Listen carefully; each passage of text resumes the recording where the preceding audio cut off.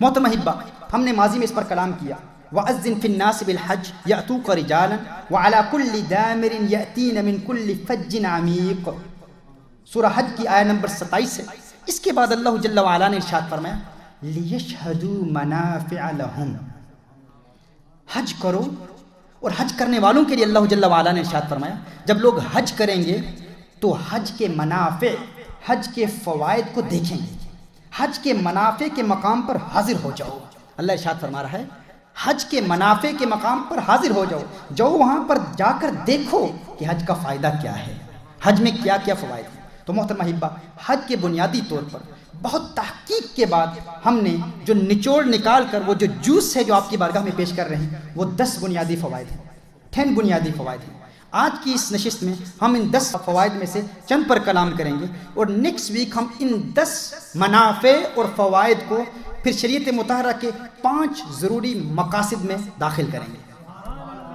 یہ جو 10 فوائد ہیں حج کے، ان 10 فوائد میں ان کی سینکڑوں اجزاء ہیں، ہر فائدے میں سینکڑوں فوائد ہیں، اور آپ دیکھیں گے کہ کس طرح گویا کہ یہ 10 منافع اور فوائد ان 5 مقاصد میں یوں داخل ہو جائیں گے جس طرح سمندر کوزے میں جمع۔ اور اس پر بہت تحقیق کی گئی ہے، اور میں آپ کو یہ بھی بتا دوں ان باتوں کو سمجھنے کے لیے، کیونکہ ہم جو بھی بیان کر رہے ہیں اصول کے دائرے میں رہ کر بیان کر رہے ہیں، قانون میں رہ کر بیان۔ اس لیے میں نے کہا تھا فلسفہ احکام پر کلام کرنے کے لیے فقط حجت اللہ البالغہ شاہ ولی اللہ محدث دہلوی کی ایک کتاب پڑھ لینا کافی نہیں ہے، اس پر ہم نے بہت ساری کتابیں، بے شمار فقہا، محققین اور اکابر علماء، امام الحرمین امام الجوینی کی البرہان، امام شاطبی، امام عز الدین عبد السلام، امام عامدی، امام غزالی، ان تمام اکابرین امت کی کتابوں کا نچوڑ آپ کی بارگاہ میں پیش کر رہا ہوں۔ تو محترم احبہ، آئیے غور کیجیے حج کے 10 بنیادی فوائد کیا ہیں، ان کو آپ پہلے لکھ لیں، پھر چند پر میں کلام کرتا ہوں۔ حج کے 10 منافع اور فوائد۔ اچھا، یہ جو 10 فوائد ہیں یہ جنرل فوائد ہیں، نیکسٹ ویک آپ کو ہم بتائیں گے کہ ان 10 کو مقاصد شریعہ، 5 مقاصد شریعہ میں کیسے داخل کیا جاتا ہے۔ اس میں سے سب سے پہلا فائدہ حج کا، حج کے ذریعے انسان کو اللہ کی رضا حاصل ہوتی ہے۔ حج کے ذریعے انسان کو کیا حاصل ہوتا ہے؟ اللہ کی رضا حاصل ہوتی ہے۔ یعنی جب انسان حج پر جاتا ہے تو اللہ کی رضا حاصل کرنے کے لیے جاتا ہے، to gain the pleasure of Allah Jalla wa Ala. So a Haji, what is his ultimate goal? To gain the pleasure of Allah Jalla wa Ala. He offers Hajj, he performs Hajj to gain the nearness of Allah Jalla wa Ala, to please Allah Jalla wa Ala. یہ حج کا بنیادی مقصد ہے، پہلا مقصد، پہلا فائدہ حج کا ہے کہ جب انسان حج کرے تو اسے اللہ کی رضا ملتی ہے۔ دوسرا، حج مسلمانان عالم کا عالمی اجتماع ہے جس میں عالم اسلام کو درپیش مسائل کا حل پیش کیا جاتا ہے اور پورے سال کا لائحہ عمل دیا جاتا ہے۔ حج کیا ہے؟ Hajj is an international convention, it is an international assembly of Muslims. تمام دنیا کے مسلمانوں کا ایک انٹرنیشنل اجتماع ہے، اور اس کا فائدہ کیا ہے؟ مسلمانان عالم کے اس عالمی اجتماع میں عالم اسلام کو درپیش مسائل کا حل پیش کیا جاتا ہے اور پورے سال کا لائحہ عمل دیا جاتا ہے۔ اچھا، اس میں ان باتوں پر کلام کروں گا، وہ کام جو حج میں ہونا چاہیے، وہ جو ہو رہا ہے اس پر ہم نہیں کلام کر رہے، جو ہو رہا ہے اس پر ہم نہیں کلام کر رہے، جو ہونا چاہیے اس پر ہم کلام کر رہے ہیں۔ آپ بات سمجھ گئے نا؟ میں اس پر نہیں کلام کر رہا جو ہو رہا ہے، جو امیر حج کا منصب ہے، جو اسے کرنا چاہیے، اس پر کلام کر رہا ہوں۔ کیا ہونا چاہیے؟ حج کا اصل مقصد کیا ہے؟ یہ دوسرا مقصد تھا۔ پہلا مقصد کیا ہے؟ حج کے ذریعے انسان کو کیا حاصل ہوتا ہے؟ اللہ کی رضا حاصل ہوتی ہے۔ دوسرا مقصد کیا ہے؟ حج مسلمانان عالم کا عالمی اجتماع ہے جس میں عالم اسلام کو درپیش مسائل کا حل پیش کیا جاتا ہے اور پورے سال کا لائحہ عمل دیا جاتا ہے۔ حج کا تیسرا فائدہ کیا ہے؟ حج عالم اسلام کا بین الاقوامی تجارتی پلیٹ فارم بھی ہے۔ عالم اسلام کا انٹرنیشنل بین الاقوامی تجارتی پلیٹ فارم بھی ہے جو عالم اسلام کی اکانومی، عالم اسلام کی معیشت میں نہایت اہم کردار ادا کرتا ہے۔ حج عالم اسلام کا بین الاقوامی انٹرنیشنل تجارتی پلیٹ فارم بھی ہے جس کے ذریعے عالم اسلام کی معیشت میں انقلاب پیدا ہو سکتا ہے۔ حج کا چوتھا فائدہ کیا ہے؟ حج عالم اسلام کے اکابر علماء، سائنسدانوں، مفکرین، اور دانشوروں کی ملاقات اور تبادلہ خیال کا موقع فراہم کرتا ہے۔ توجہ کیجئے میں کیا عرض کر رہا ہوں، یہ حج کے فوائد ہیں۔ مسلم سائنٹسٹ کی وہاں ملاقات ہوتی ہے، مسلم مفکرین کی ملاقاتیں ہوتی ہیں، پورے عالم اسلام کے اکابر علماء کی ملاقاتیں ہوتی ہیں۔ اس پر میں کلام کروں گا۔ حج عالم اسلام کے اکابر علماء، سائنسدانوں، مفکرین اور دانشوروں کی ملاقات اور تبادلہ خیال کا موقع فراہم کرتا ہے۔ یہ حج کا چوتھا فائدہ۔ پانچواں فائدہ، حج سفر آخرت کا تمثیلی عمل ہے۔ حج سفر آخرت کا تمثیلی عمل ہے جس کے ذریعے انسان عملی زندگی میں آخرت کی تیاری کا جذبہ حاصل کرتا ہے۔ ایک تمثیلی، ایک سمبولک ایکسپریشن ہے آخرت کے سفر کا۔ Hajj reminds you of the hereafter. جو آپ کا کفن ہے اس کو آپ یاد کرتے ہیں حج کی چادروں کے ذریعے، اس پر بھی ہم کلام کریں گے۔ Hajj reminds you of your death, Hajj reminds you of یوم المحشر، Hajj reminds you of the day of judgment. یہ حج کا پانچواں فائدہ ہے۔ حج سفر آخرت کا تمثیلی عمل ہے جس کے ذریعے انسان عملی زندگی میں آخرت کی تیاری کا جذبہ حاصل کرتا ہے۔ حج کا چھٹا فائدہ کیا ہے؟ 5 لکھ چکے آپ؟ 5 فوائد سب نے لکھ لیے نا؟ سب نے لکھ لیے 5 فوائد۔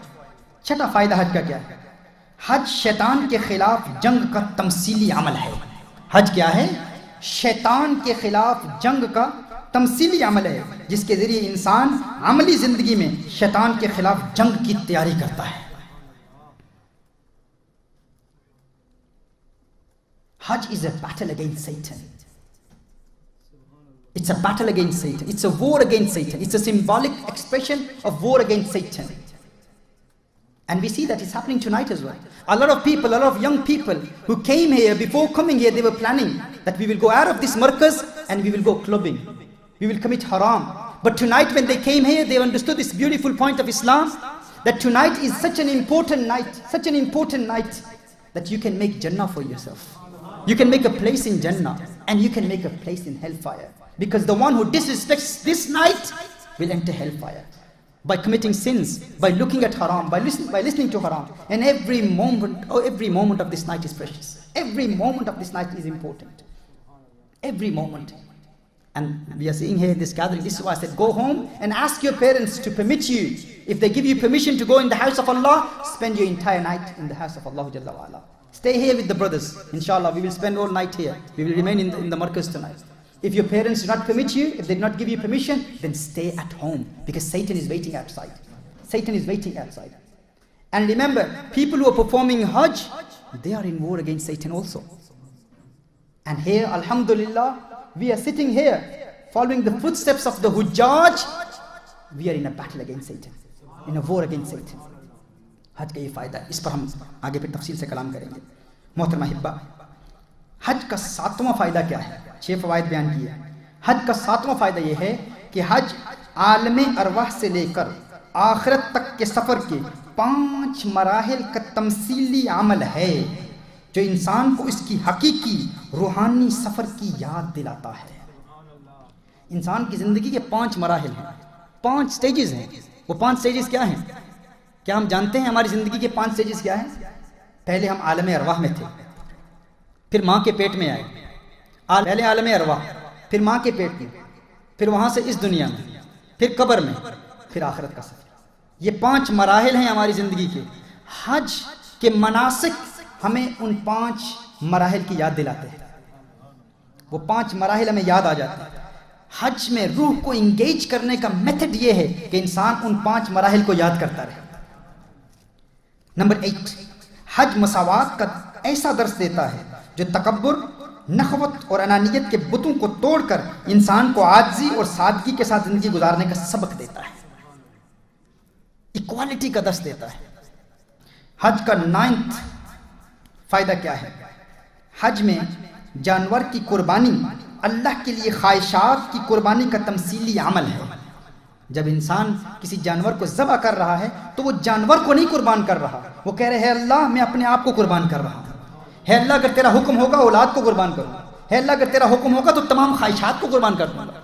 ابراہیم علیہ السلام کی سنت کو یاد کر رہا ہے، جب وہ چھری پھر رہی ہے تو وہ اس دمبے کی گردن پر نہیں پھر رہی، وہ آپ کی خواہشات پر پھر رہی ہے۔ انسان اپنی خواہشات کو قربان کرنے کا ارادہ کر رہا ہے اور وعدہ کر رہا ہے، یہ عہد کر رہا ہے، اے اللہ میں ارادہ کرتا ہوں اور وعدہ کرتا ہوں میں اپنی تمام خواہشات کو تیرے حکم پر قربان کرنے کے لیے تیار ہوں۔ تو حج کیا ہے؟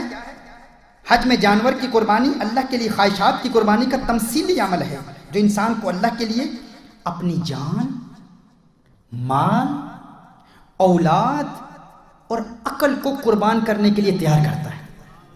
توجہ کیجیے گا اس بات پر۔ جان، مقاصد شریعہ یاد ہیں آپ کو؟ مقاصد شریعہ یاد ہیں؟ ہاں، اب اس کو یاد کریں۔ حج کیا کر رہا ہے؟ حج آپ کو کس بات پر تیار کر رہا ہے؟ جب آپ قربانی کر رہے ہیں، قربانی دے رہے ہیں، تو یہ قربانی اس بات کا تمثیلی عمل ہے، ایک سمبولک ایکسپریشن ہے کہ ہے اللہ، ہم تیرے حکم پر اپنی جان، مال، اولاد اور عقل کو قربان کرنے کے لیے تیار ہیں۔ یہ حج کا فلسفہ ہے۔ حج کا 9th بینیفٹ اور حج کا 10th بینیفٹ کیا ہے؟ حج ہمیں ہمارے ماضی سے ملا دیتا ہے، جس کے ذریعے ہم اللہ کے پیاروں کی یادگار منا کر فیوز و برکات حاصل کرتے ہیں۔ حج connects us to our past. Hajj reminds us of سیدنا ابراہیم علیہ السلام. حج reminds us of سیدنا اسماعیل علیہ السلام. Hajj teaches us that celebration and commemoration is a sunnah of the Prophet sallallahu alayhi wasallam. The entire journey of Hajj is a celebration. This waswasa, why do you celebrate Mawlidun Nabi sallallahu alayhi wasallam? Why do you commemorate the birth of Rasulullah sallallahu alayhi wasallam? Hajj is a commemoration. Hajj is a celebration. We celebrate the sunnah of Sayyidina Ibrahim alayhi salam. We celebrate the sunnah of Sayyidina Ismail alayhi salam. We celebrate the sunnah of Rasulullah sallallahu alayhi wasallam. And I will give you more dalail on this. And I will tell you that Hajj, the way Hajj is being celebrated annually in Makkah al-Mukarramah and Madinah al-Munawwarah for 1300 years, the birth of Rasulullah sallallahu alayhi wasallam was celebrated in Makkah al-Mukarramah. Continuously, the lovers of Rasulullah sallallahu alayhi wasallam were commemorating the birth of Rasulullah sallallahu alayhi wasallam. This march and procession that takes place in the streets, and people think, why is this happening here? Why is it not happening in Makkah? For 1300 years, people were celebrating the birth of Rasulullah sallallahu alaihi wasallam in the streets of Makkah al-Mukarramah, in the streets of Madinah al-Munawwarah. If you need references, you come to me, I will give you the references. The beloved of Allah sallallahu alaihi wasallam. حج ہمیں ہمارے ماضی سے ملا دیتا ہے، جس کے ذریعے ہم اللہ کے پیاروں کی یادگار منا کر فیوز و برکات حاصل کرتے ہیں۔ یہ حج کا ایک مقصد ہے، حج کا ایک فائدہ ہے۔ حج کے محترمہ احبہ، یہ 10 فوائد ہیں، 10 بنیادی فوائد۔ سب سے پہلا حج کا فائدہ کیا ہے؟ کہ حج کے ذریعے ہمیں اللہ کی رضا حاصل ہوتی ہے، اللہ کا قرب حاصل ہوتا ہے۔ حج ہمیں اللہ کی رضا عطا کرتا ہے، اللہ کا قرب عطا کرتا ہے۔ یہ حج کا پہلا فائدہ ہے۔ اللہ جل وعلا قرآن کریم میں ارشاد فرماتا ہے، لن ینال اللہ لحومها ولا دماؤها ولكن يناله التقوى منكم۔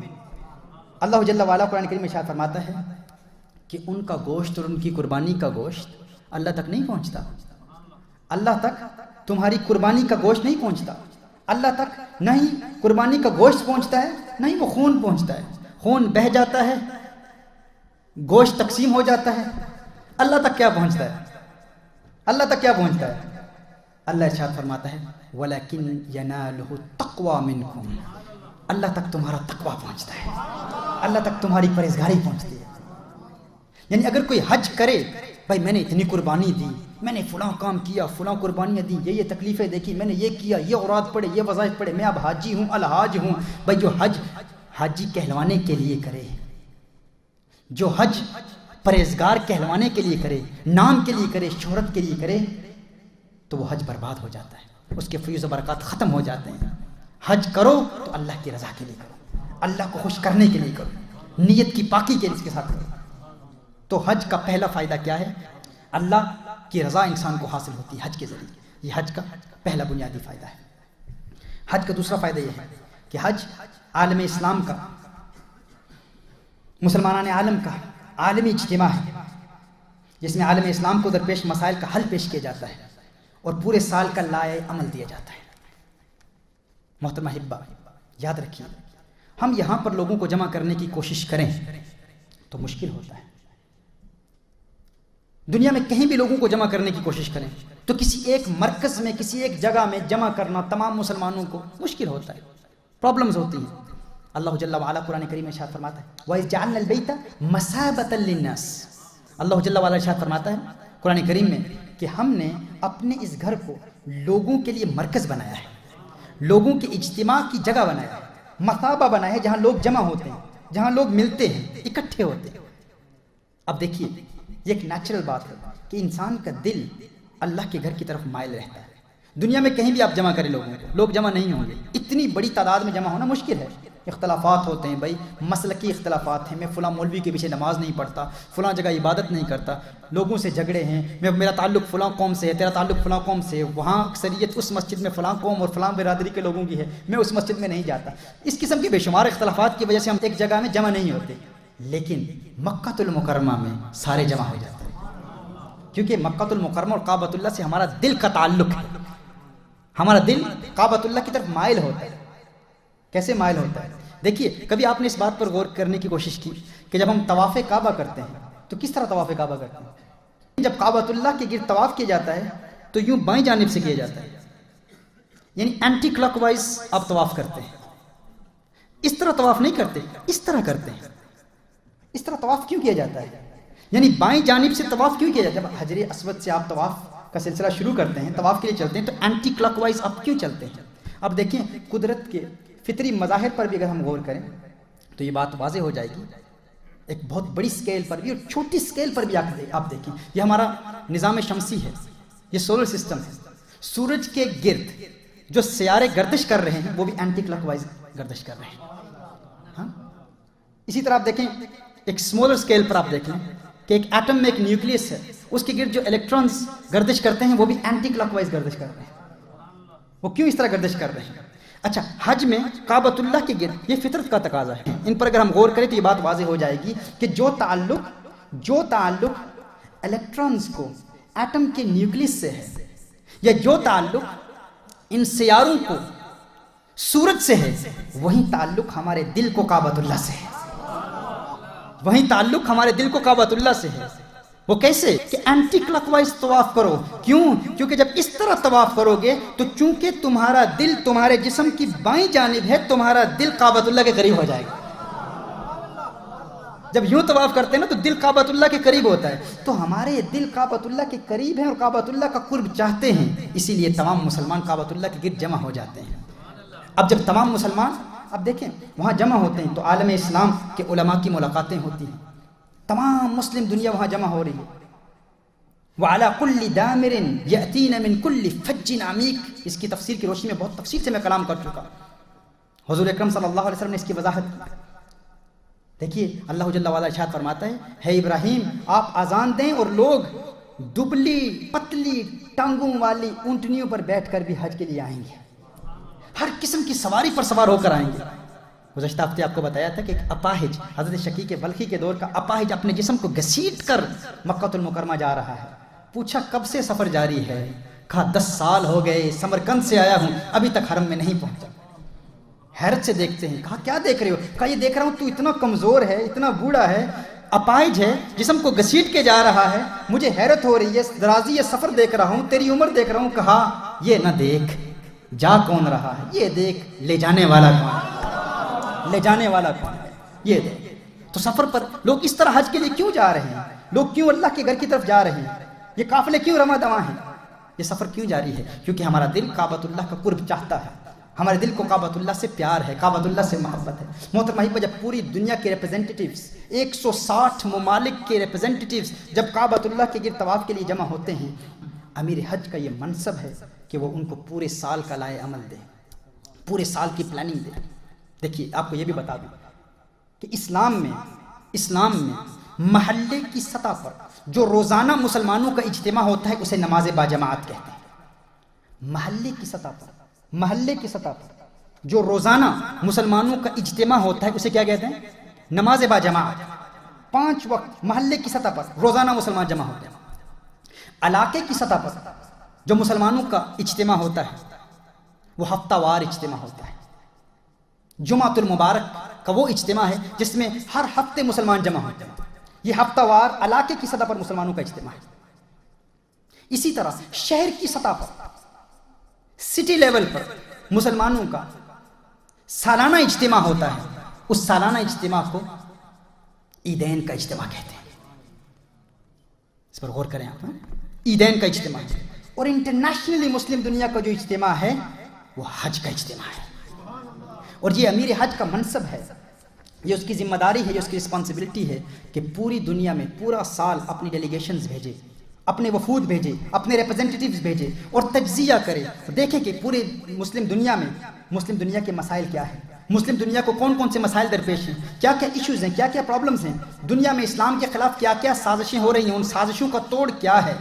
تجزیہ کرنے کے لیے اپنے وفود اور اپنی ڈیلیگیشنز کو پوری دنیا میں بھیجے. اور عرفہ میں, میدان عرفات میں جب سارے حاجی جمع ہوں تو امیر حج ان کے مسائل کا حل پیش کرے کہ ان کے مسائل کا حل کیا ہے, اور پورے سال کا لائے عمل دے کہ پورے سال آپ نے کیا کیا کرنا ہے, اور پھر ان کو تبلیغ کے طریقے بتائے, تبلیغ کے پریکٹیکل میتھڈز بتائے, ان کو میسج دے کہ جو دنیا یہاں پر نہیں آ سکی ان تک میرا یہ پیغام پہنچا دو.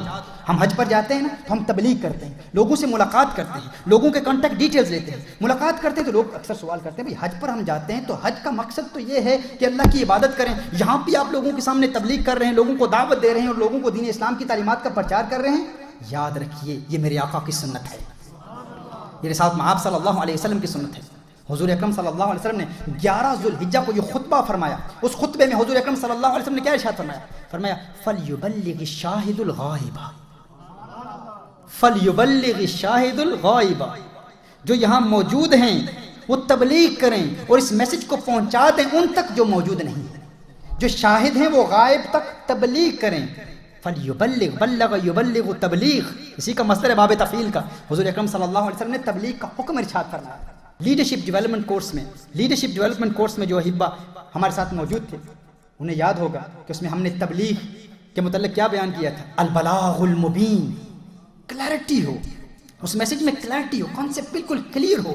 تو یہ امیر حج کا منصب ہے کہ حج بیت اللہ کے لیے جب لوگ جمع ہوں تو ان کو پورے سال کا لائے عمل دے کہ پورے سال آپ نے کیا کرنا ہے, پھر اس کا فالو اپ مکمل طور پر کیا جائے, پھر پروگریس رپورٹ لی جائے کہ کیا مسلمانوں نے اس کے حکم پر کس حد تک عمل کیا, اور دین اسلام کی جو درپیش مسائل ہیں پورے عالم میں ان کا حل کس حد تک پیش کیا گیا اور اس کا نتیجہ کیا نکلا, اور پھر آئندہ سال اسی طرح اپنے وفود اور ڈیلیگیشنز بھیجتا رہے. یہ حج کے مقاصد میں سے دوسرا اہم مقصد ہے جو ہم نے بیان کیا. محترم احبہ, آپ کو حیرت ہوگی اس گلوبلائزیشن کے دور میں, اس وقت آج ہم دیکھتے ہیں جب سوشل میڈیا, الیکٹرانک میڈیا, اس کی اندھادھند تقلید کرنے والے لوگ, ہم آج اس دور میں جب ہر طرف الیکٹرانک میڈیا ہے, سوشل میڈیا ہے, پھر بھی ہم اپنی مسلم دنیا سے منقطع ہیں.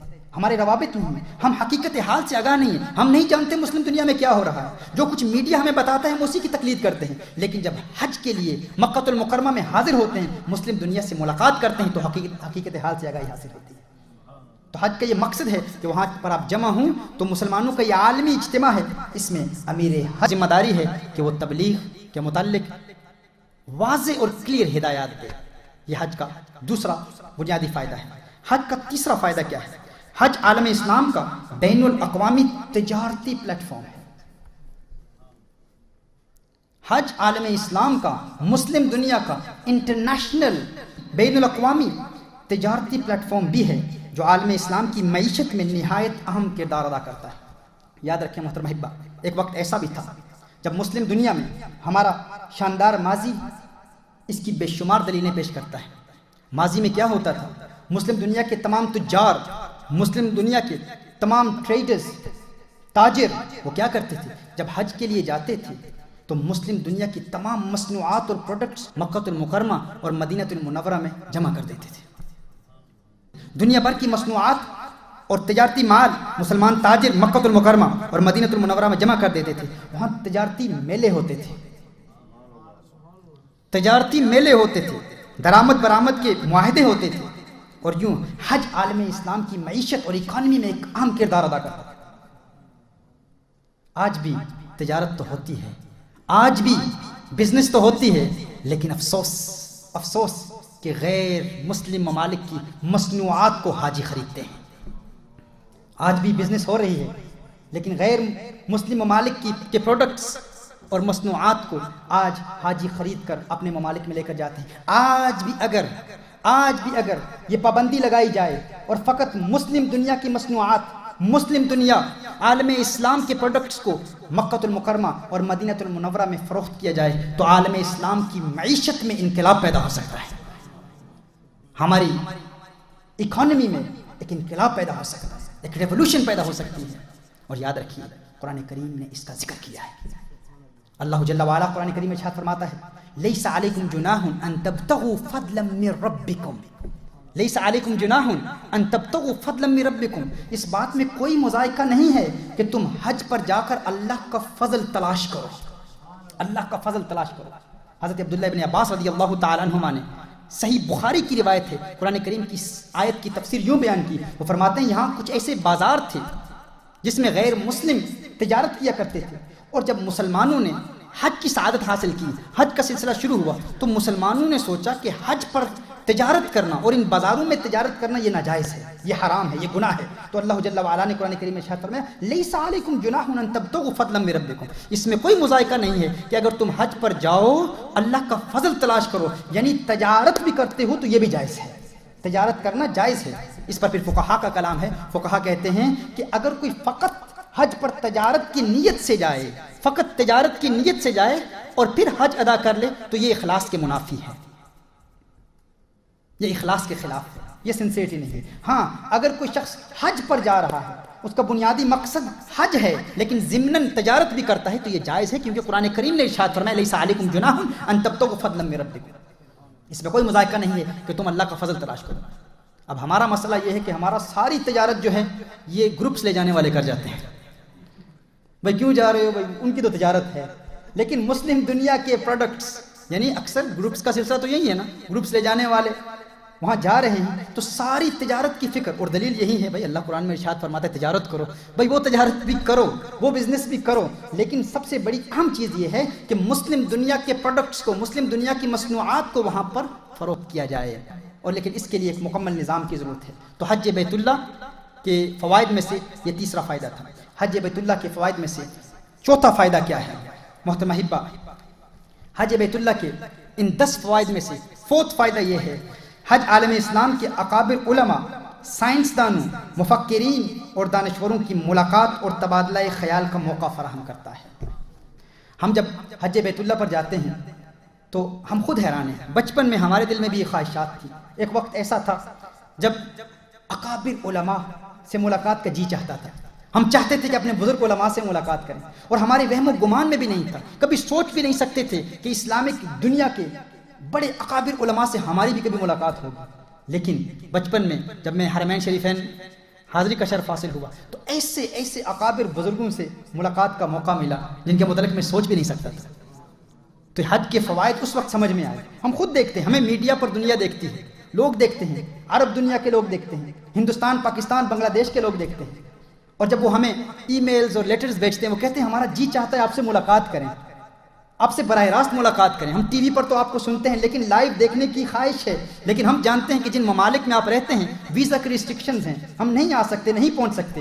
لیکن اس مرتبہ جب ابھی حال ہی میں ہم مکہ المکرمہ اور مدینہ المنورہ میں حاضری کا شرف حاصل ہوا تو ہم دیکھ رہے تھے ایسے سینکڑوں لوگ، انڈیا کے، پاکستان کے، بنگلہ دیش کے لوگ جب وہ ملاقات کر رہے تھے، تو اس وقت ہمیں حج کے اس فائدے کو ہم نے مکمل طور پر سمجھ لیا کہ جو لوگ مسلم دنیا سے ملاقات نہیں کر سکتے، دیگر ممالک میں ویزا کی ریسٹرکشنز ہیں، ہر بندہ مکہ المکرمہ اور مدینہ المنورہ میں حاضری کا شرف حاصل کرتا ہے، تو جب وہاں ہم جاتے ہیں تو ساری مسلم دنیا سے ملاقات بھی ہو جاتی ہے۔